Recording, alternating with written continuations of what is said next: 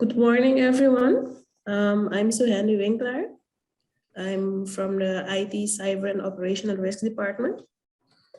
And I will be presenting the updated provisions and guidelines on business continuity management that were updated this year, August 2021.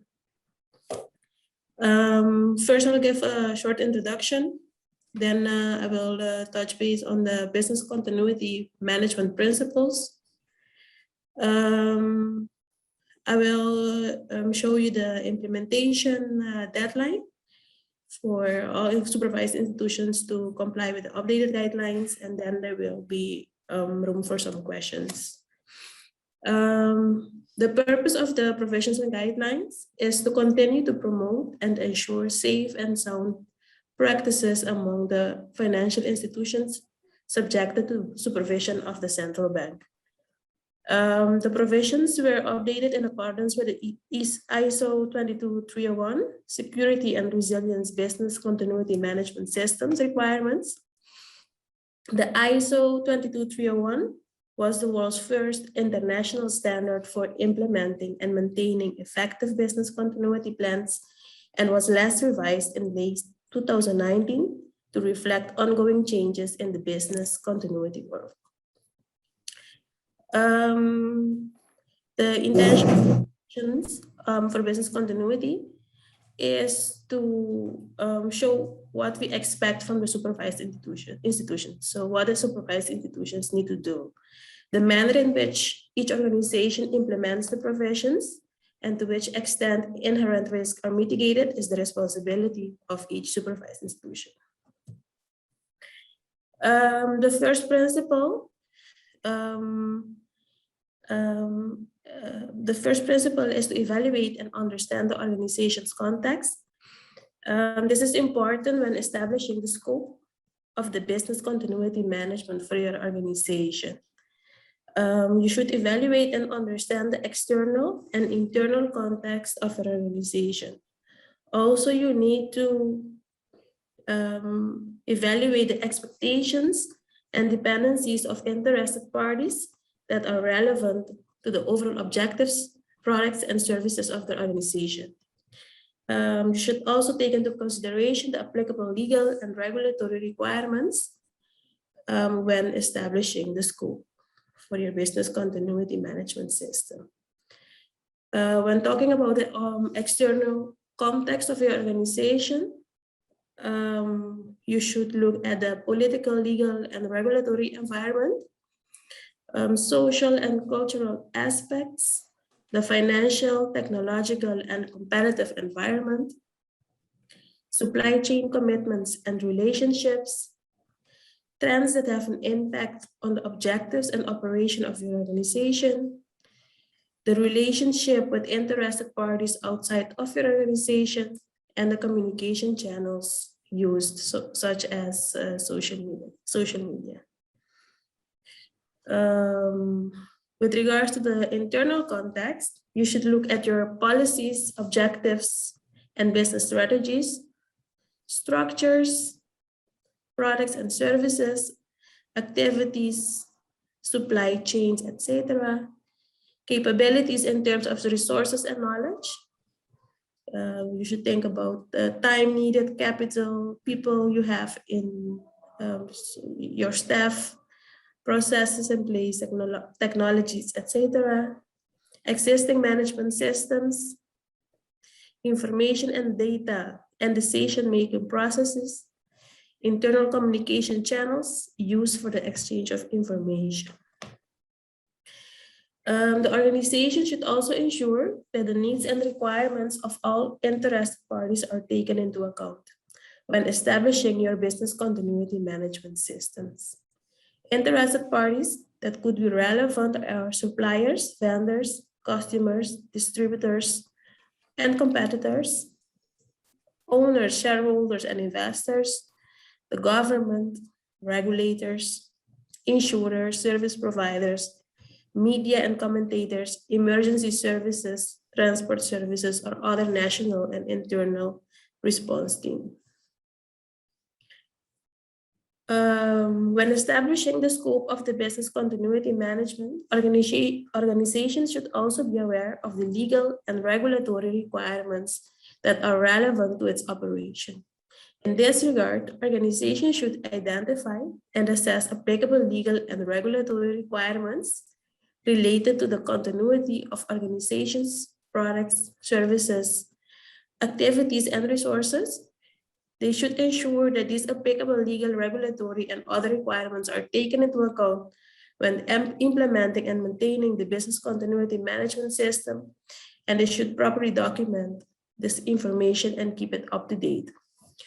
Once all the above is considered, organizations should determine which parts of organization and the products and services that will be included or excluded from the business continuity management system.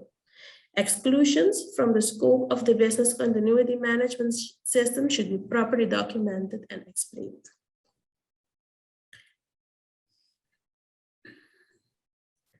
The next principle is management oversight.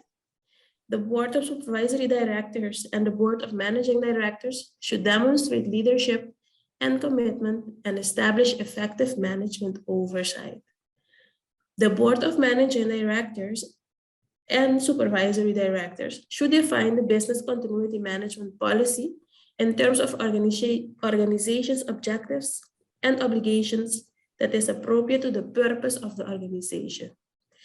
The business continuity policy should set out the organization's aims, principles, and approach to business continuity management, key roles and responsibilities in the business continuity management process, funding commitments with regards to business continuity management, how business continuity management will be managed and reported upon, provisions for approving, retaining documented information, and periodical review of business continuity policy.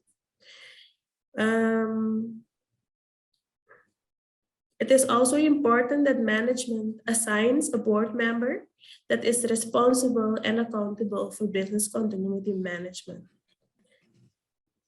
Next to a board member, a planning coordinator or a BCM team should also be appointed, which will be responsible for the communication, implementation, and ongoing monitoring of the business continuity management. The appointed BCM team or coordinator should report on the performance of the BCM to top management and make recommendations for improvements. They are also responsible for promoting awareness of business continuity throughout the organization. Management should also allocate sufficient resources, including appropriate levels of funding and knowledgeable personnel to accomplish the BCM principles. The board of directors should properly identify the resources required and make the necessary provisions in this regard. The BCM policy should be properly documented, communicated to all staff, and applied within the organization. Management should also ensure that BCM activities and products are subjected to periodic independent audits, with the findings being reported to the board. To achieve continual improvement, deficiencies in the BCM should be identified and addressed to take the BCM to a higher level of efficiency and effectiveness. Therefore, the management board should ensure that BCM activities and products are subjected to periodic independent audits and that the findings are properly reported to the board. Management should also verify that business continuity testing is scheduled each year. They should review the test plans and the test results. Testing the ability to recover critical business operations is an essential component of the effective BCM. The board should verify at the beginning of each year that business continuity testing is scheduled. Furthermore, test plans should be reviewed to ensure all business critical elements are included. The test results should also be reviewed by the board.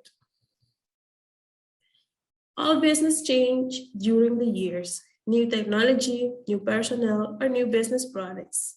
By embedding the update of business continuity plans into policies and procedures, management ensures that the business continuity plans are periodically updated and approved by management.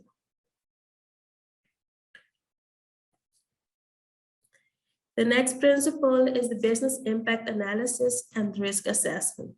Performing a business impact analysis and risk assessment is the starting point for identifying critical operations and services, key internal and external dependencies, and appropriate resilience levels.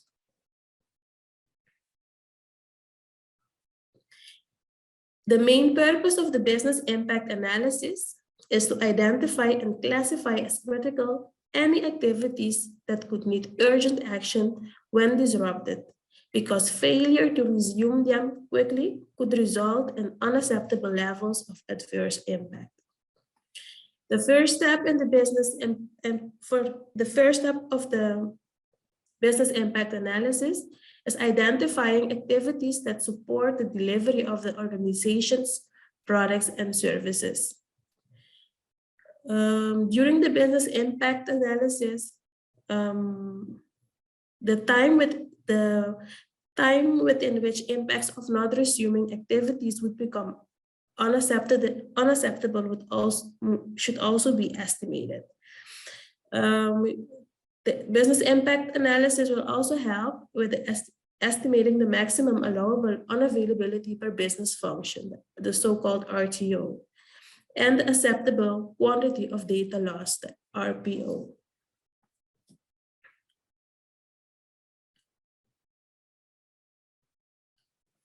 Based on the business impact analysis, an organization can also identify the critical business functions and essential personnel, technologies, facilities, communication systems, vital records, and data. It will also help to identify the interdependencies between critical business functions and information sources, people, data, buildings, ICT systems, and the supply chain. The business impact analysis should cover all activities within the scope of the business continuity management and should be properly documented. Once done with the business impact analysis, you should conduct a risk assessment. The main purpose of the risk assessment is to assess the risk of critical activities and processes being disrupted to determine whether further actions need to be taken. The risk assessment consists of 3 parts. The risk identification. The risk identification is identifying the sources that are possible risk for the prioritized activities and the processes, resources, and related parties that support them. These risks could be specific threats such as fire, hurricane, power outages, staff loss, cyber attacks, or hardware failure, but also vulnerabilities from within the organization, such as single points of failure, inadequate fire protection, or cybersecurity, etc. Once the risks are identified, a risk analysis should take place. During the risk analysis, organizations should examine the causes and sources of risk and the likelihood of the consequences, positive and negative, and determining the risk, considering the effectiveness of the controls in place. Once the risks are analyzed, a risk evaluation should take place. During the risk evaluation, the organization should determine which risk required treatment, focusing on the resources required for the prioritized activities. Important during the risk identification process is to identify single points of failure. Each supervised institution is unique and has different concentrations of risk and single point of failure, such as organizational spread, single data center, power sources, internet providers, etc. Currently, special attention should be given to centralized managed services and cloud services.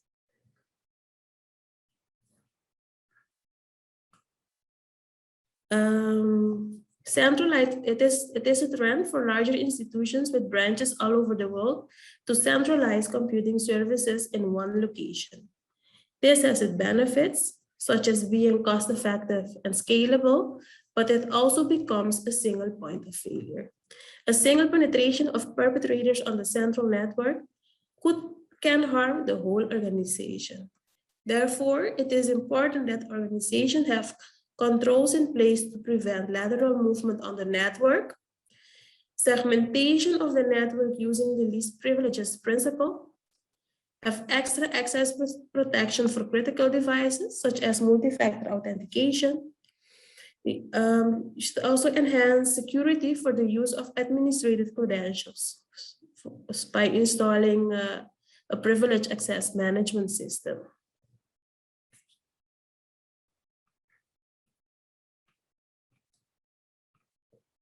Another trend is the use of services in the cloud.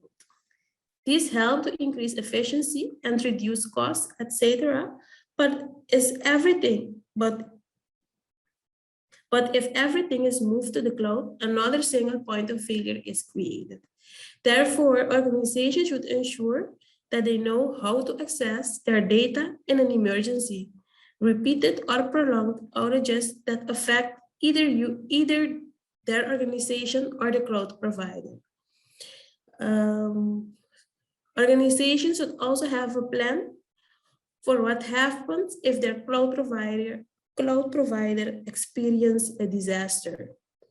Further rules on how to govern cloud service providers are included in our provisions and guidelines for IT services management under Principle 8.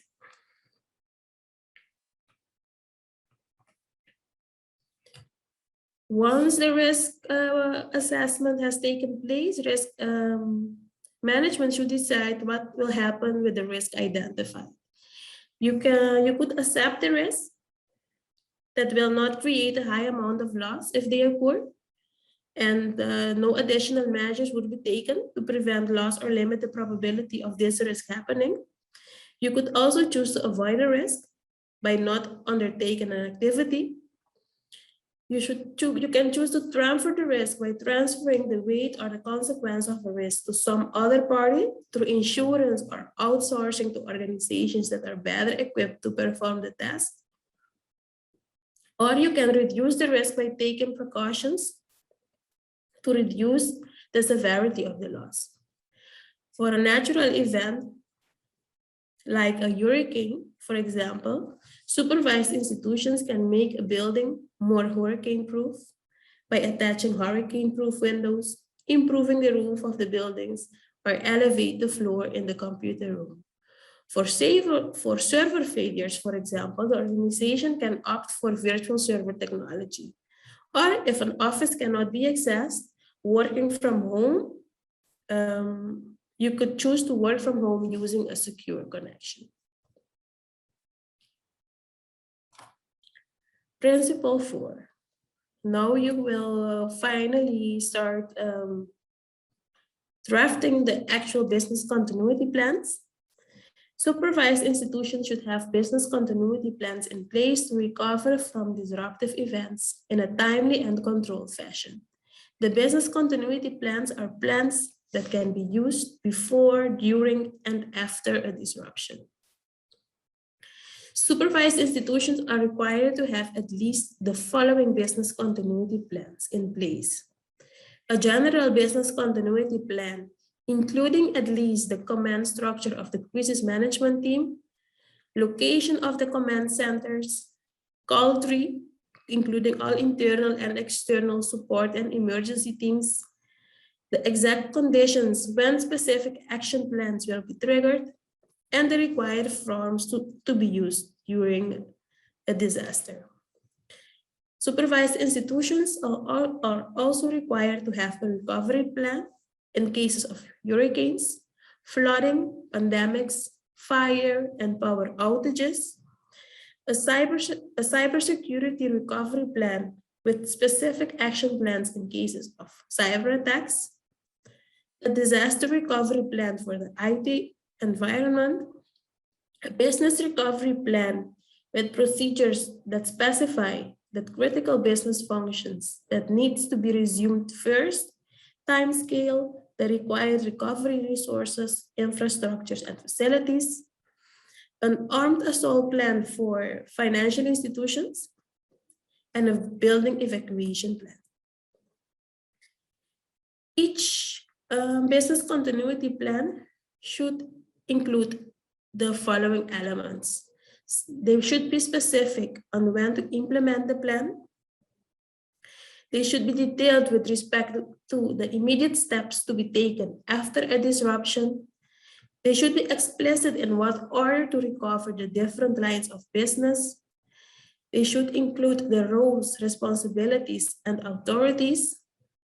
They should include the resource requirements needed during a disaster, and they should include communication requirements and procedures. Principle 5 focuses on training and awareness. Supervised institutions should determine the competencies required for all persons that have BCM roles and responsibilities and the awareness skills and experience needed to fulfill them. They must be provided with training, education, development, and all support needed to achieve and maintain the competencies required. Supervised institutions should ensure that all its personnel are aware of the business continuity policy, the business continuity objectives, and their role and responsibility to comply with its requirements. An awareness can include something as simple as including BCM as a standard topic in staff meetings or training sessions. The training sessions should include the use of checklists, drills, and awareness exercises.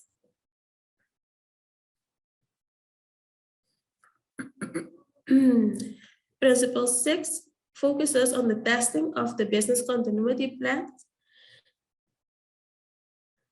BCM procedures must be tested, exercised, and constantly updated to remain current and reliable.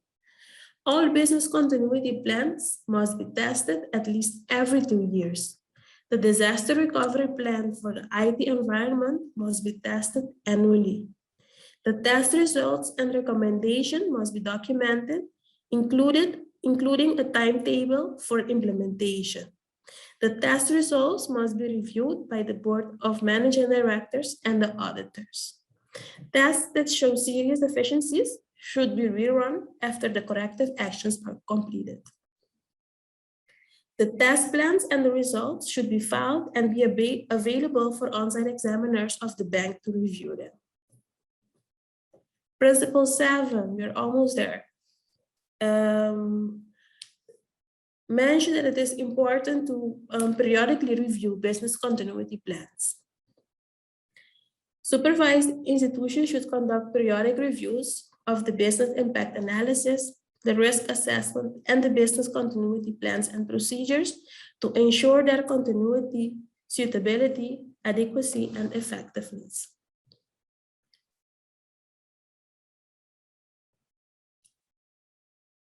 Immediate review and update of the business continuity plan should take place after changes in software and hardware.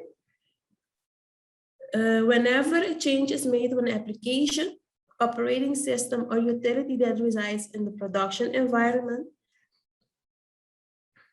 a procedure should exist to ensure all backup copies of those systems are updated to reflect the new environment. In addition, if a new or changed system is implemented and results in new hardware, capacity requirements, or other technology changes, management should ensure that business continuity plans are updated and the recovery site can support the new production environment. Immediate review and update is also required for a change in the group structure of the organization, in the location of the organization, or changes in the business strategy.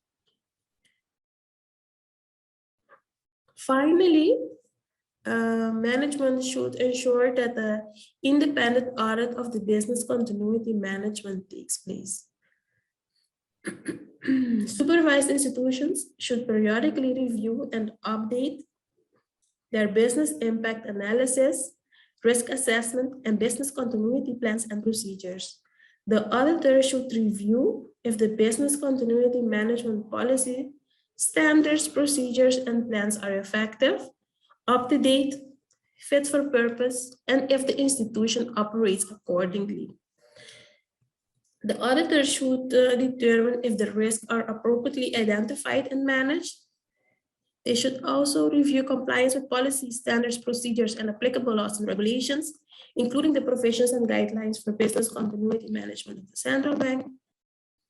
They should also determine if opportunities for improving the BCM processes or the organization as a whole are recognized and addressed appropriately.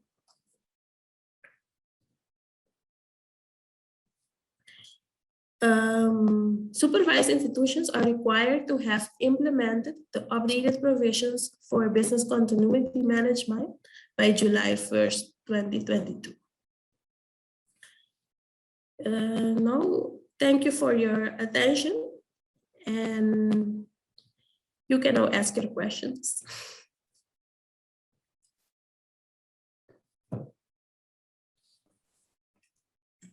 Are there any questions?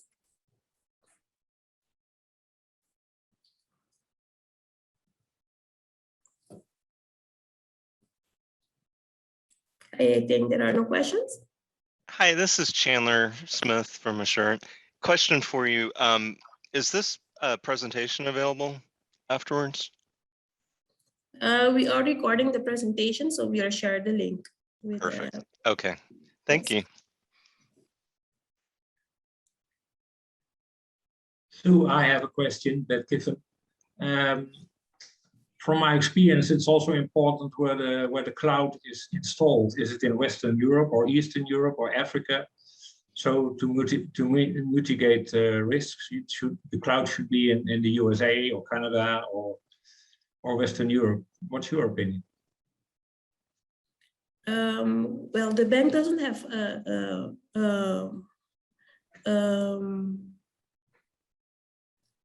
defined if we prefer a certain area, but we advise institutions to assess for themselves, to conduct to investigate the cloud provider, to determine where they have backups, etc., before deciding for a certain cloud provider. Yes. Okay, thank you.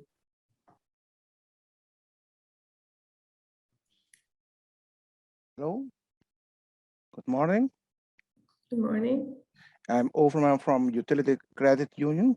My question is, will be a difference between the sizes of the company that should comply with these guidelines and requisition to the central bank? Because we are a financial institution too, but we are not like the sizes of like banks as such. And my question is, will the compliance be at the same rate as the big institution?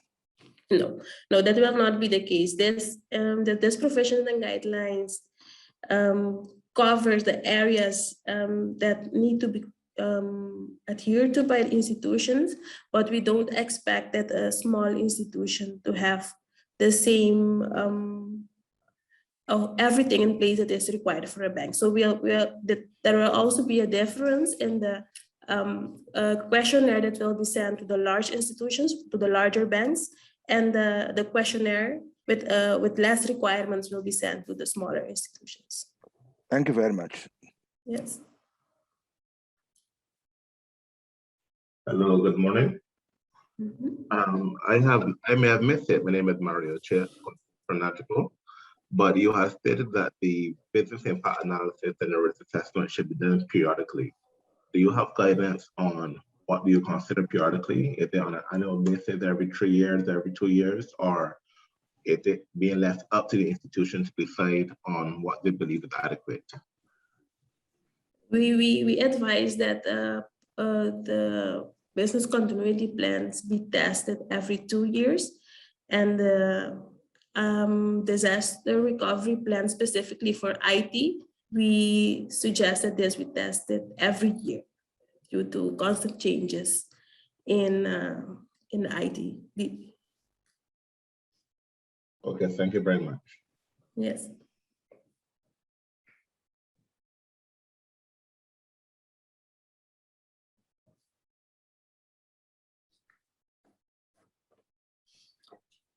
So if there are no more questions, and I want to thank Suhandi for your excellent presentation. And I like the layout so much that I copied her layout for my presentation because it looked very, very professional with all these nice icons. And yeah, you did a good job explaining exactly what should be in the business continuity plans of the various companies. And yeah, size does matter. It's also stated in the business continuity regulations that one of the first pages we talk about that. So how to implement it. We're not going to sit on the chair of the manager telling them how much money to spend. That's why these guidelines are also principle based. So you have to look at the principle and interpret it from that point.